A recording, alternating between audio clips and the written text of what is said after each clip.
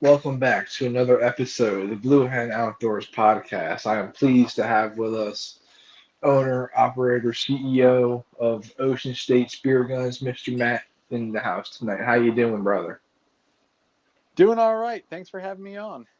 I appreciate you coming on. I know it's been a little hectic on your end of things with Yeah, you were doing a couple always is. tournaments and stuff. Yeah. Yeah, yeah. Let's. No, it's. I've been on the road a little bit. I know we missed each other right before I left, but Mhm. little combination of real work trips, family trips down to the Outer Banks, and then I did a little bit of a international travel. Ran down to Baja for a spearfishing tournament down there. So finally Oh, happy to be back here in New England now. oh yeah. Let's start with that. How was that trip down the Baja in that tournament? Oh man, it was awesome. A little bit of a roller coaster of emotions, but it was all good. The Palapas Ventana Blue Water World Cup. So it's on the Sia Cortez side of Baja, Hmm. about 2-3 hours north of Cabo, kind of in the middle of nowhere. Just this little fishing village, and they got a really nice setup down there. And they every year they host the Blue Water World Cup. I think it's been going on 20 years now, and like some of the biggest names in spearfishing have gone there, attended it, won it. Um, Guys like Mark Healy, Hmm. GR Tar of Red Tide Spearfishing. He was actually down there this time, so it was really cool event. Some of the best spearfishermen and spearfisherwomen in the world are going there. Really cool fishery, but we went just to go have fun. We didn't think we would be Hmm. competitive. Then right out of the gate, my buddy shot a really nice striped marlin. Oh wow. Um, yeah, it was like I think it was like 90 pounds, something like that in that range. Um, and all of a sudden, like that, our team was sitting on first place, and then we're like, ah, crap! Now we gotta like actually like care about. Like we went to have fun and just be part of it, and not really care about winning. And now that at Right. that point the expectation was set. Um, had a we shot some good fish. Second day, third day, definitely whiffed on a few shots. A couple people on our team, myself included. Um, but that we fell off the top the podium finish, but all in all it was a heck of an event, so and just really cool just to be part of that, see some amazing fish. And I think that's one of the things that I don't think I'll ever forget is that first sight of seeing those fired up they're striped marlin, so they're all like electric, they're all Oh fired up hitting yeah. the surface. And it wasn't Hmm. even like we were floating and then just they happened to roll by slow, like we were cruising. It was kind of by the end of the day, and our captain he slowed down and he's like, marlin guys. And we're like we were like half out of our gear at that point. We'd pretty much given up for the day, and all of a sudden Hmm. it was like a mad dash of throwing our gear on, jumping in. But seeing them underwater hitting the surface, and they were all lit up like electric blue and And the purple. Just purples. Oh yeah. oh my god, it was gorgeous. And like gin clear water. I never got a shot on them myself personally, but just seeing it was phenomenal. They kind of hit the surface, and then they saw us, and then just kind of boogied. Our captain started to throw some sardines out as bait, Hmm. and then I never saw the fish come back the second time, and then my buddy just started hollering like, "Marlin, Marlin, I got one!" And his buoy started screaming across the surface, and then the game it was game on. So yeah, Yeah. That's it was pretty awesome. wild. Yeah. I can only imagine, man. One day I want to get down there and go down and get Marlin down there. That'd be awesome. Oh, I'll be back. And anyone who says that marlin tastes like crap, they don't know what they're talking about. They taste delicious. I think Oh that's what yeah. they tell you just so people don't hunt them because they're delicious and people eat them down there. We had Hmm. sashimi. We had sashimi marlin, and you can't hide bad fish with sashimi. It's just Right. raw fish, and it was delicious. Oh yeah. It's probably like swordfish, right?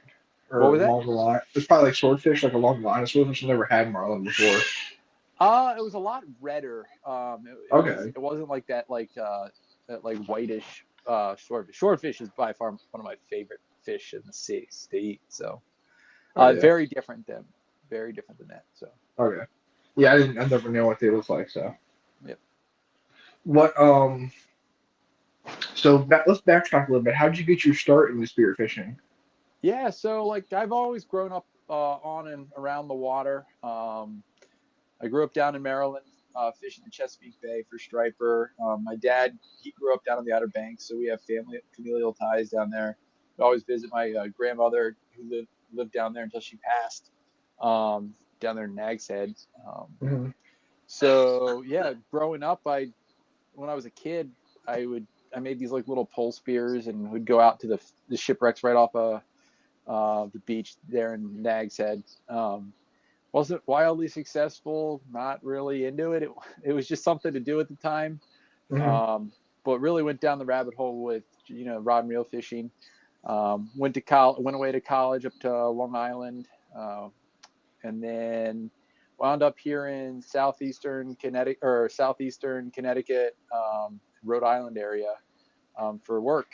And a fishing buddy of mine up here started to get into spearfishing. I'm like, I could give that a whack again, and then fell down the rabbit hole very quickly. And my dad built houses and I used to work for him during the summers as a trim carpenter. So I had all the woodworking skill set there and the tools Hmm. already in my garage. So I started seeing these spear guns guys have. I could do that. Built a spear gun for myself. Built another one for a buddy, and then before you knew it, guys in the area started asking for them, and then now Ocean State Spear Guns has guns in Australia, Hawaii, Mexico. So kind of Wow, kind of that's branching out. awesome. So yeah. That's awesome, dude. Mm-hmm.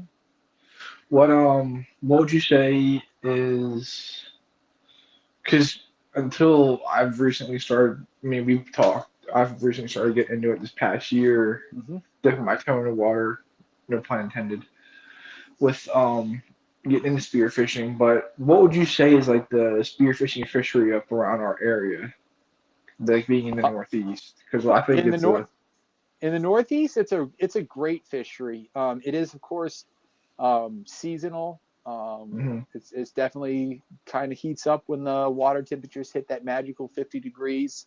You start seeing tautog early on in the season, the scup come in, then the striped bass, bluefish, um, and then we got, of course, the black sea bass, flounder, fluke, and then of course we do have a decent offshore game. Running out to the canyons is not unheard of. Getting yellowfin. Of course, you can't shoot bluefin tuna here in the Atlantic, but you can shoot yellowfin, wahoo, big eye. Um, New England guys shoot those all the time. I'm still chasing a New England pelagic, but haven't really started getting into those up here within the last year or two. Just having the capacity to get out there. Finally got my boat all wired up for radar. Of course, you need that to run out early in the morning. Reliable motor helps mhm, too. yeah, So finally got that all squared away and starting to be done for one of those. But yeah, no, it's really cool because a buddy of mine, a guide buddy down from Florida, he guides down in the Florida Keys area, and he came up to visit, and he was texting me. He's like, "Dude, this fishery up here blows my mind. There's like down in Florida, you got a lot of fish, but there's a lot of fish that you can't shoot. Like right. like all those reef fish. But up here, pretty much if it fits the size limit, it's probably good to eat. Hmm. So um, yeah, no, we got a great fishery up here. Just unfortunately, we got to put up with a long, crappy winter. Oh yeah. What would you say is your favorite species to go after up here? I like black sea bass. They look cool as hell underwater, and they're tasty to eat, and I can shoot them all day and not feel bad about I thought you were it. gonna say tog, but black sea bass Yeah. is a good one. Yeah, tog are cool. I mean, everyone loves tog. I love tog too. Hmm. They're relative. They're like the entry level fish to get like Hmm. a decent shooter. The big ones are always challenging because they're big for a reason. Hmm. I've seen some monsters up here. There are some absolutely animals up here, but they're a little bit harder to target those big ones. But personally, I like the I I mean, spearfishing, this isn't rod and reel catch and release. So you're eating everything. So I'd much rather, I don't not like tog, but black sea bass is by far one of my favorites to eat. That's awesome. So I definitely get into the cooking, the whole aspect of it, from everything from building the guns to the hunting, spearfishing aspect of it to the cooking and eating it. So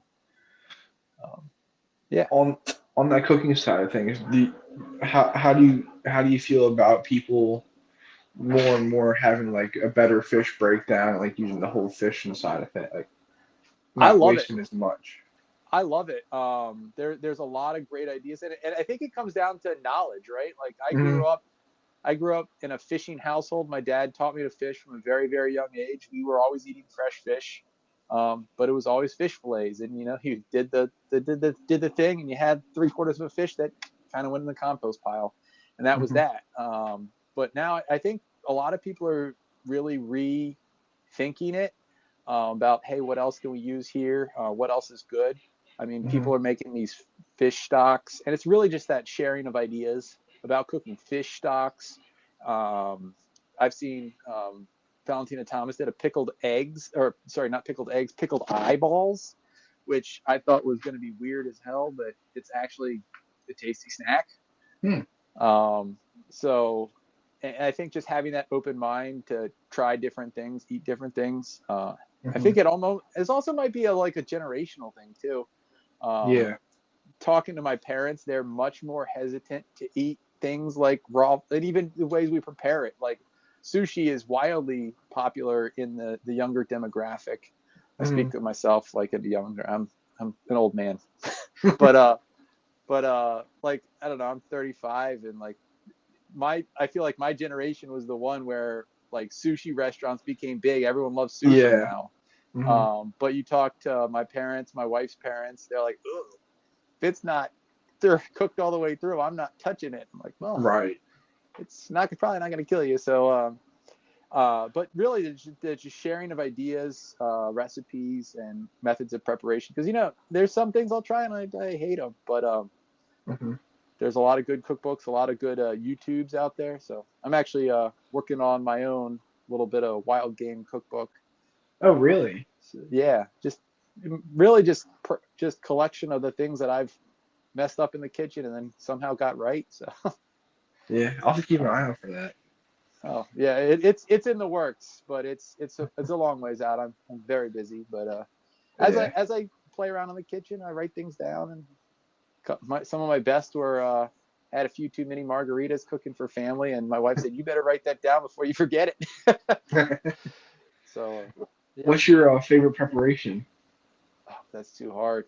I'm on a ceviche kick right now.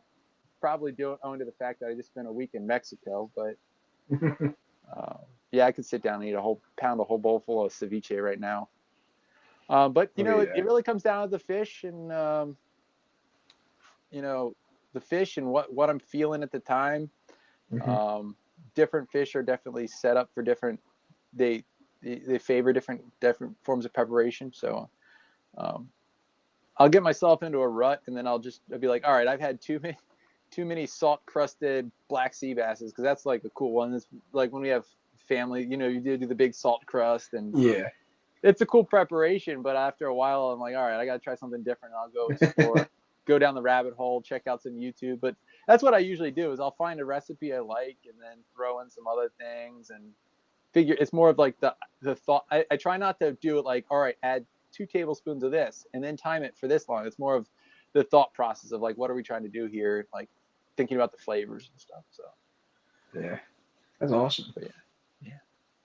Besides Baja, have you done any other travels with spearfishing? Oh yeah, that's one of the cool things I absolutely love about spearfishing. Spearfishing here in New England is awesome. We got a great fishery for 8 months out of the year. But then also traveling. I'm an ocean guy. My wife's an ocean gal, and my kids, all they want to do is go to the beach. So wherever we go on vacation, whether it be here in Rhode Island or on the other side of the world, is usually involves a beach. So it means I'm bringing a spear gun. Yeah, we've gone out to Hawaii a couple times. Puerto Rico, Florida a bunch of times. Really, wherever we travel, I like to involve spearfishing. And there's other places that aren't historically what you would think of spearfishing Hmm. destinations that they could wind up spearfishing destinations too. There's freshwater spearfishing, which has gotten real big in Hmm. out west, and then even up north in Alaska, they do spearfish up in Alaska too. So for big halibut, Oh and then yeah. even up in the Scandinavian countries, they do some spearfishing up there. So um, yeah, I started traveling for spearfishing. We had a little family meltdown in on the Big Island. I had a 1-year-old, a 3-year-old, a double wide stroller, 2 car seats, rolling luggage for everyone, and then my sport tube with my big 155 centimeter spear gun. Um, and the kids just became. It was the end of like 10 days on the road, and they decided they had it. And I was like, the last thing I wanted to do was drag this huge rolling spear gun around, or rolling spear bag. It's like 6.5 feet long, 7 feet long. So Right. I ended up at that moment, I decided to build a travel spear gun, and I've actually spent a couple years developing that, and I've finally gotten that into the actual joint. So it actually have titanium rods in there. It slides apart, and I can actually pack it all up, the rod, the shaft threads Hmm. apart. Everything can pack down into a standard check suitcase. So that's been a huge, fun little side project, and I'm started to produce those, and they're bringing them to market now. I'm glad you So brought yeah. that up because I was going to ask you about that because I've seen you post about it a little bit on your trip down to Baja. Oh yeah. No, that was a fun build. The one I brought down to Baja was a prototype. Hmm. Um, well, before that, there were a bunch of other prototypes that didn't make it. But I cut about 6 or 7 spear guns, perfectly good spear guns, in half in the pursuit of that one. But we finally I got it figured out to the point where, yeah, I built that one, shot it down in Florida for one trip, a quick trip. But then I sent it down to a buddy of mine who runs a charter down in Panama, or a liveaboard charter. Okay. And he put it through its paces. I think he shot it for a month or two straight down in between Panama and Puerto Rico. He was just shooting that thing. Um, and then sent it back my way, and I brought it down to Baja with me. And yeah, it's the thing's probably one of my more favorite guns to shoot. Shoots like a laser and packs up into a backpack. So That's awesome. And it's like that's kind of like, at least as far as I've seen, like more of a cutting edge thing in the spearfishing world. Like you don't really see too many breakdown there's a travel guns like that unless they're no small. there's a few guys that make there's a few guns out there. I think one of the bigger companies makes them. A few smaller guys make them, but it's kind of a niche thing. Hmm. Um, but yeah, it's just, if you can imagine getting all of those pieces and parts to line up perfectly, it takes a little bit of persuasion and engineering. But yeah, it was a fun little project. So Oh yeah. now I'm in production mode on those. Awesome. Love it. What would be a bucket list spearfishing adventure you have yet to do that you want to do? Oh man, there's a long list there. That's one of the things that even sitting on the last day sitting on the beach in Mexico, you think I'd be happy, and I'm sitting there drinking a beer, talking with my dive buddies about what's the next one, and what the list is. But right now, I think like the east coast of Africa would be pretty awesome for dogtooth tuna. That's just such a wild place, wild fishery, Hmm. kind of at the edge of the world, shooting monster fish. That would be big. But South Pacific would be another one. There's so many islands and atolls down there that, like, I don't know. I'd love to explore that region of the world, but in general, not just to go to spearfish for a couple days, but like just spend some time there. But Hmm. I don't know. We'll see. But I was I was talking to CJ Duffy a few episodes back, and that's his big thing he's on now, big dog tooth. oh yeah, they're Like, challenging. They challenge everything: the diver, the gear. oh yeah. So, That's awesome.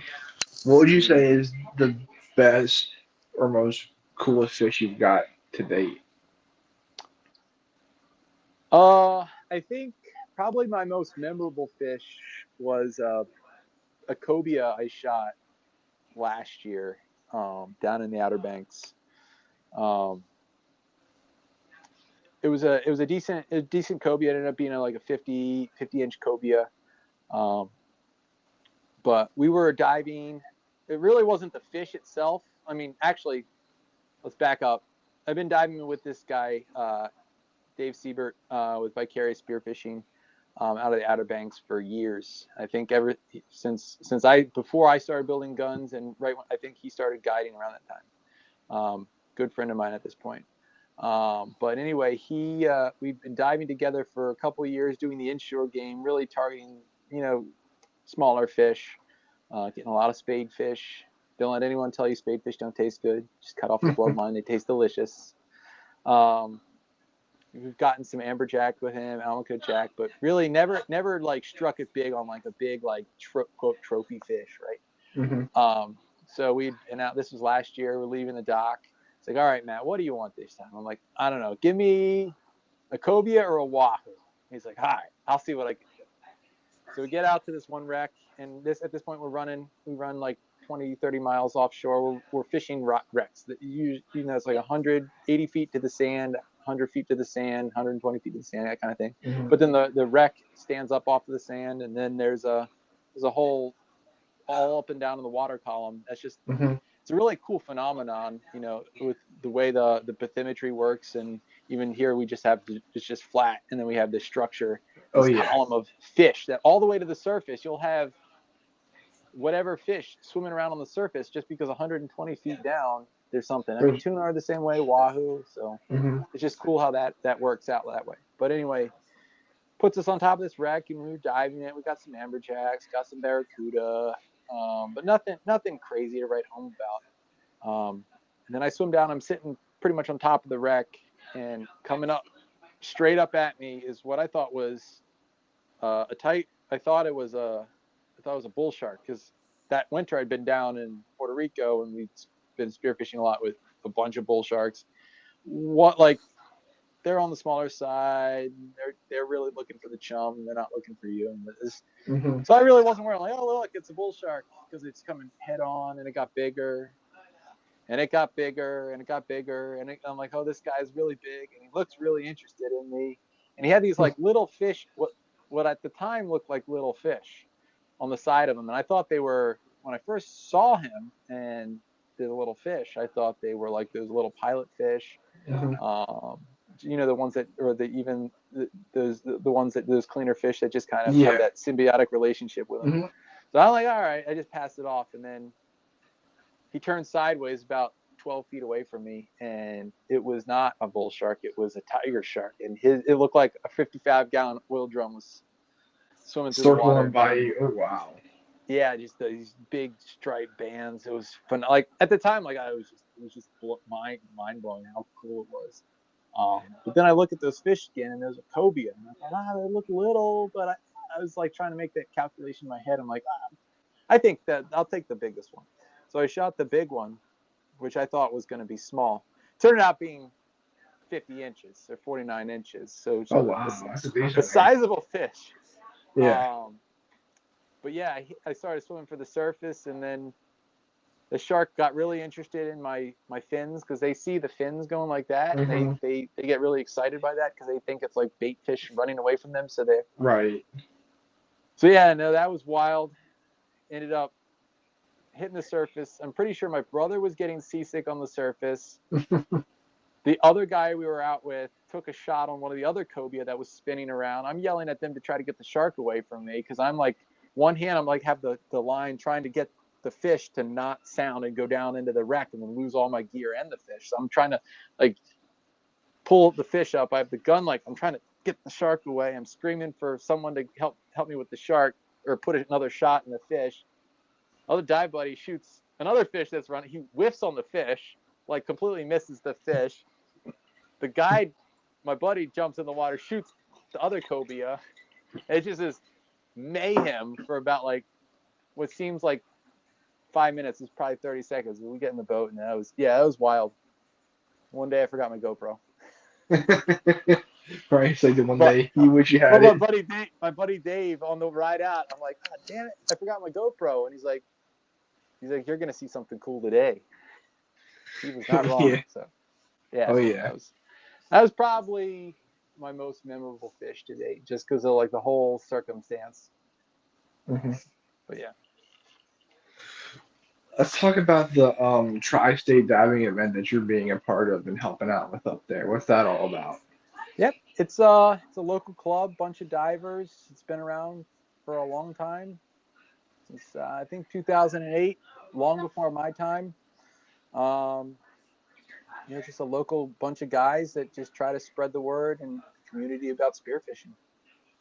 That's awesome. Yeah, we have a year-long leaderboard, which is very fun, and then we got a couple events throughout the year. They're What just uh in-person meets. what are some of the events you guys got going on?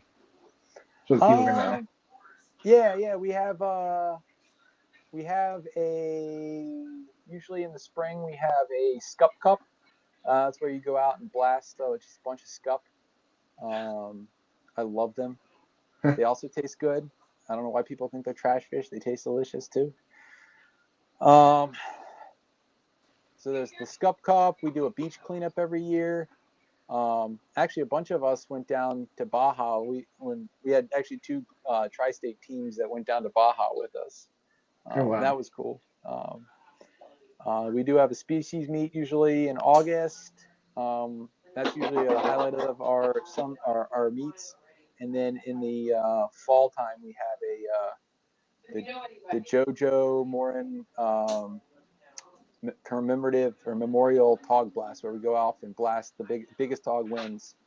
Um, and that's held every year in memory of our past vice president, who passed away a couple years ago. So yeah, Awesome. no, it's definitely a good group of dudes, and yeah, just love spearfishing up here. Oh yeah. When's the talk thing? That's I think it's the second or third weekend in October. That's always a blast. You just go out. It coincides with me pulling my boat, so it's become a thing now. We go out on the boat and then trailer it out off of the mooring every year. hmm And then that's kind of where I transition from thinking about fish to thinking about deer. let's touch on that a little bit. What kind of Yeah. what's the deer season like up there on Rhode Island? What's the Um, deer like in general up there? it's it's different than Maryland. I grew up a Maryland boy, born and raised. Um, hmm Maryland, as you know, probably know because you're from what, Delaware? Yes, sir. Yeah, Maryland's infested with deer. Um, I grew Same up. as Delaware. Yeah, I grew up and it was just go out back, blast a bunch with it was just. I think I don't know what the rules and regulations are this day, but when I was in high school back in '06, '07 time frame, like I think the bag limit was like 10 deer. It was absurd. But yeah. So anyway, that said, Rhode Island does not have that. hmm That being said, my wife and I, when we first moved up here, um, we somehow stumbled into a bunch of property. We have 25 acres that's backed up against a couple thousand acres of state land. Oh wow, that's And nice. yeah, it's all wooded. I got trail cams. I got a whole tractor path that goes the whole loop of it. hmm Got a couple stands set up, and really, I never thought in a million years I'd have that. It really, I mean, I don't hunt as much as I used to back in the day. I'm really, Mr. Spear Gun guy these days. But I do have young kids, and I grew up in rural Maryland with the ability. I used to have I know it sounds crazy in today's day and world, but day and age. But when I was like 14 or 15, I had a shotgun in my closet, and I just roll out of bed in the morning before school and go hmm shoot some deer, squirrels, or whatever, and then go off to school. And I never Yeah. thought in a million years I'd have that available to my children. So that's been really cool. Last year was the first time I took my a 7-year-old son, or he's gonna be 7 this fall. But he was like, I'm not trying to push him into it or anything, but he's been like, Daddy, take me hunting. So we went out. He's sitting up in the stand with me.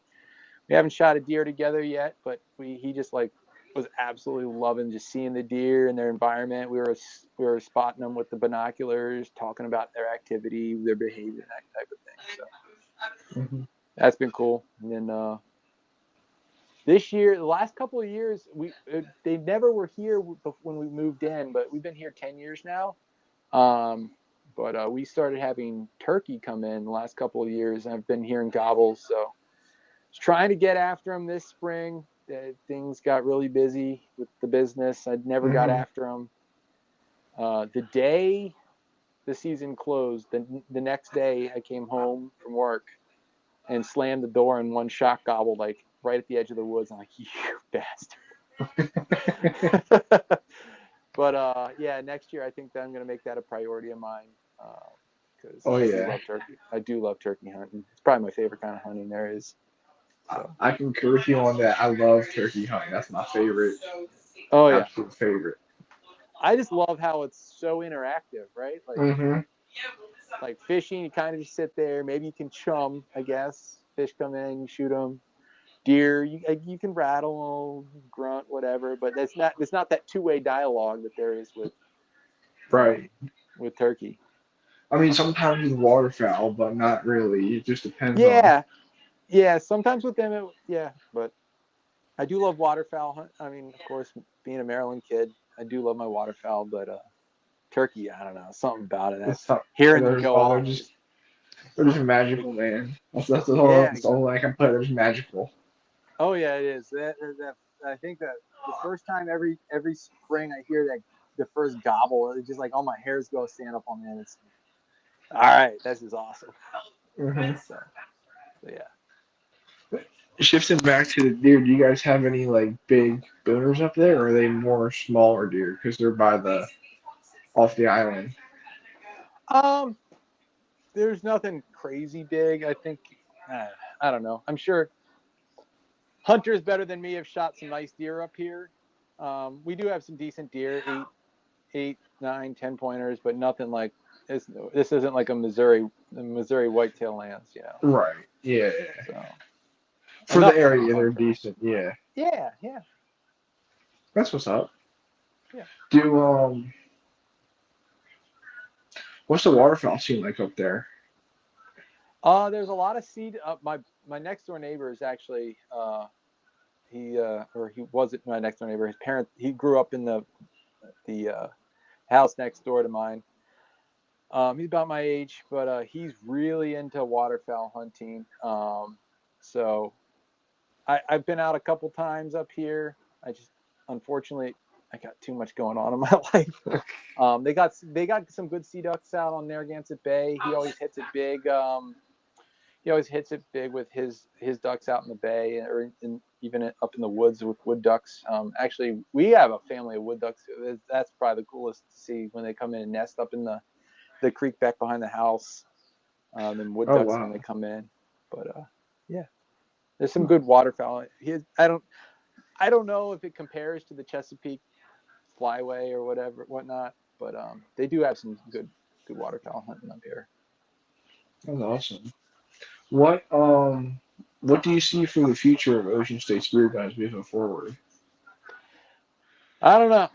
That's a great question. So I started it. Well, I started building spear guns with no intention of building spear guns other than myself. Kind of accidented into making spear guns as a business. My wife is she's a business major. I'm the engineer.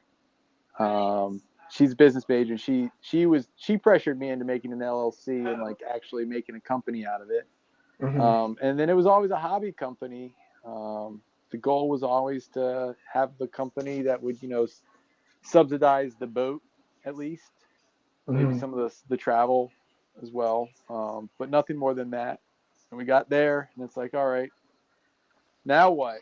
And I work a 9 to 5. I used to work a really cool job that wasn't a desk job, but now I'm sitting behind a desk and I'm just really starting to rot, as I tell my wife all the time. I'm starting to rot, and I hate it. And I see the spear gun business as something that I could do that's outside of the box, outside of a desk, outside of an office. Mhm. So that said, I do have a house, a mortgage, a truck payment, a boat, and 2 kids to put through school. So it's not, I don't have infinite options. I got to figure out something that works. So trying Yeah. to make that math equation work. I'm still in the process of that, but the dream would be to make that a full-time gig.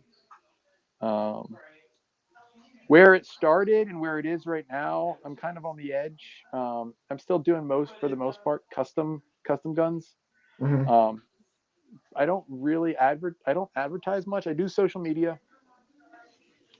Um, I do have a couple guns in some local surf shops.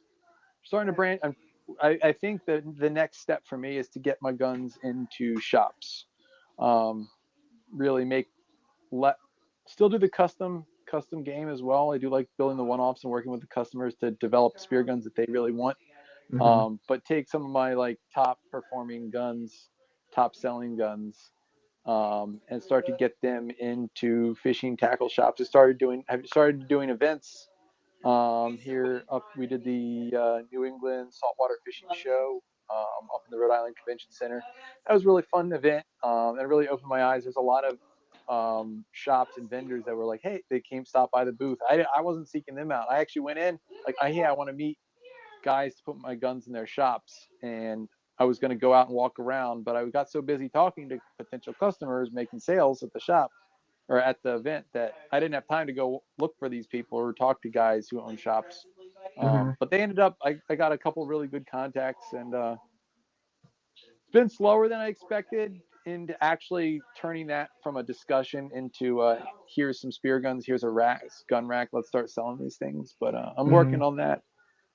Really mainly targeting, the New England area, maybe definitely the Mid Atlantic. I want to get some spear gun. I got some good things going in the Mid Atlantic, trying to get some guns Mhm. down in North Carolina, Virginia area, and of course, I do have to work on Florida because that is where the hub of spearfishing in America is Florida. So Mhm. getting 1 or 2 shops with my spear guns on the racks there would be helpful as well. But, Oh yeah, for sure. I mean, Florida, that is where it's all at down there, man. mm-hmm.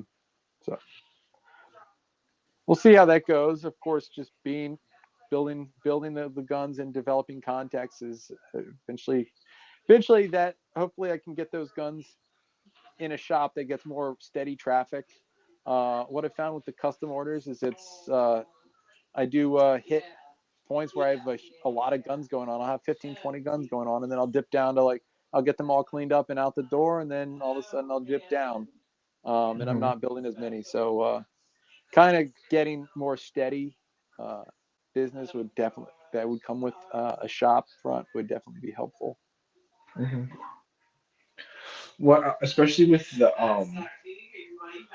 I don't know. Well, I don't know how you feel about it, but the outdoor boom of after COVID, I mean, that definitely has probably helped you out a little bit, especially at least from what I've seen, spearfishing becoming way more popular now. Yeah, that's definitely a thing. I started the business mid COVID, actually, Hmm. so 2020. Um, actually incorporated the business from not COVID related, but we were in the hospital. My wife was in labor with our daughter, and she started heckling me. She's like, "What are you sitting around for? We got all this time. Go form your business. Do the LLC thing." So I actually registered from the hospital, which is funny. Oh wow. So I never saw the pre-COVID market.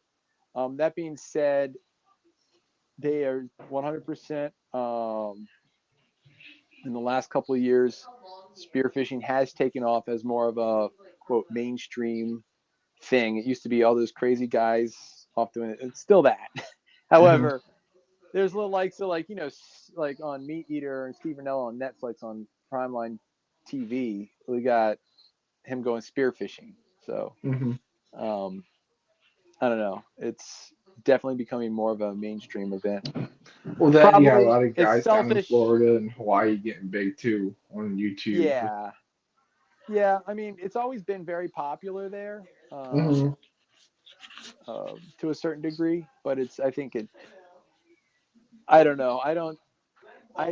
Luckily, I haven't seen it like spots getting blown out up here, Yeah. people encroaching on each other. I think that started to happen down in Florida. I know guys are kind of touchy on that.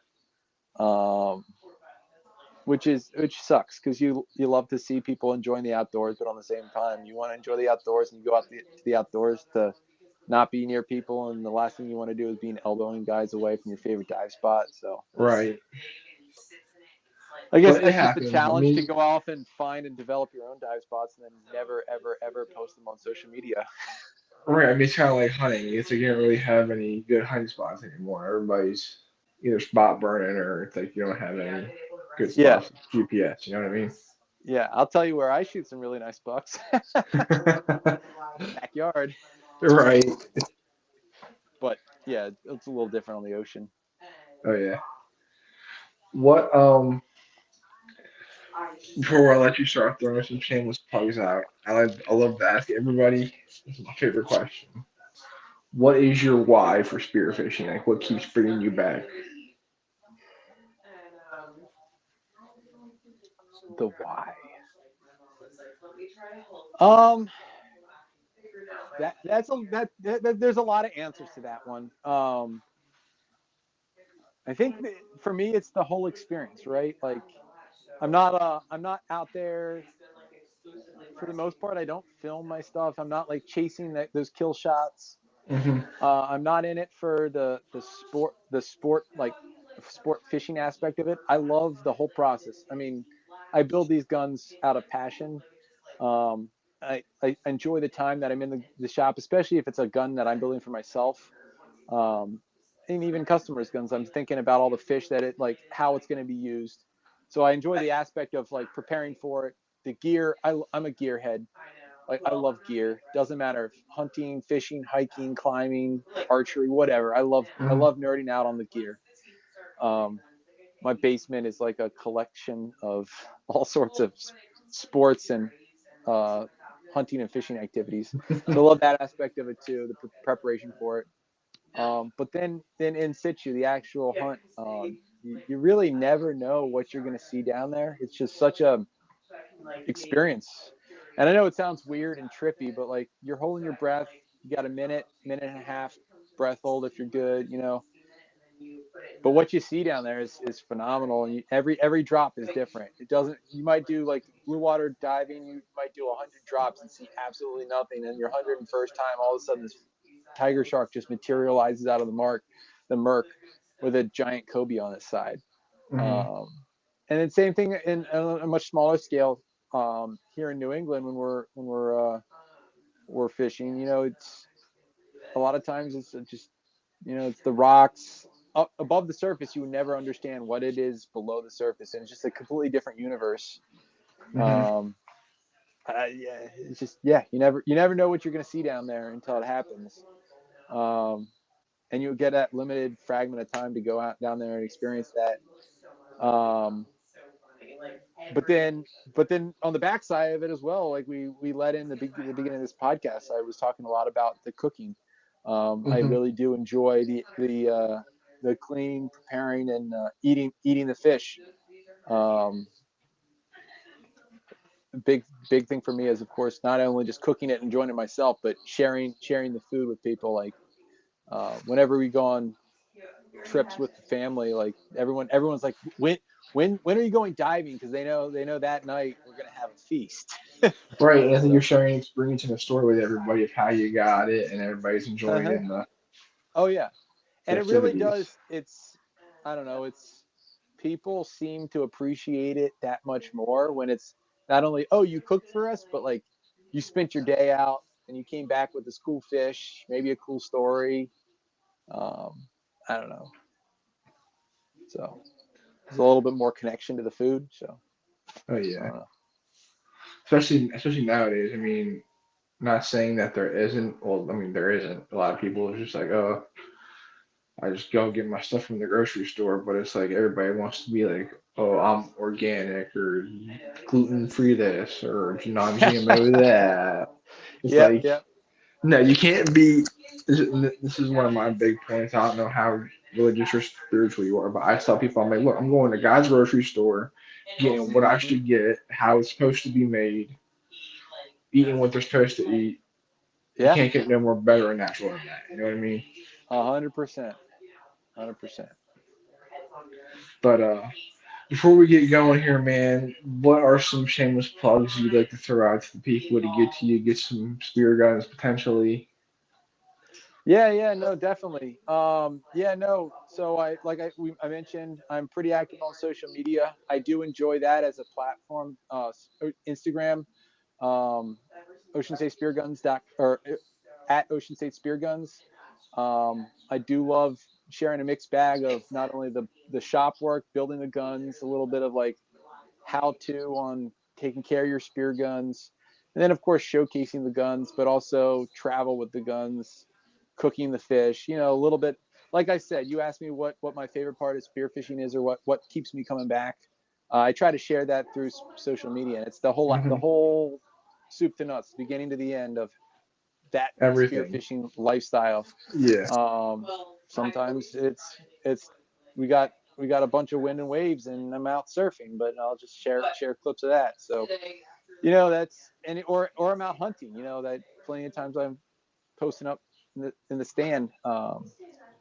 But just sharing that clip of like what is Ocean State Spear Guns all about. I've enjoyed that. So Ocean State Spear Guns on Instagram. I do have a website, oceanstatespearguns.com.